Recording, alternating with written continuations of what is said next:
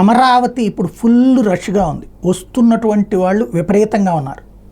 ఏంటంటే ఒకటి ప్రమాణ స్వీకారాలు అవ్వడం, మంత్రులుగా ప్రమాణ స్వీకారాలు చేస్తుండటం, బాధ్యతలు స్వీకరిస్తుండటం, వీటితో పాటు ఇప్పుడు కొత్తగా ఏవైతే ఆ ప్లేసెస్ అన్నిటిని సెటరేట్ చేస్తున్నారు, లైటింగ్ ఉంది, అలాగే ఆ ప్రాంతం అంతా కూడా అద్భుతంగా తయారవుతోంది అన్నప్పుడు ఇది చూసుకోవడానికి పెద్ద ఎత్తున అసలు ఏం జరుగుతుందో చూడటానికి వచ్చేవాళ్ళు ఒక రకం. ఒకటి ఆల్రెడీ ఈ నాయకుల అనుచరులు ఒకవైపున సెక్రటేరియట్లో రోజు ప్రమాణ స్వీకారాలు చేస్తున్నారు మంత్రులు, ఇదే బాధ్యతలు స్వీకరిస్తున్నారు. ఆ సందర్భంగా వాళ్ళ అనుయాయులు, అలాగే చంద్రబాబు గారి కోసం, ఇటు లోకేష్ గారి కోసం వీళ్ళందరినీ కలవడానికి వచ్చేటటువంటి వాళ్ళు.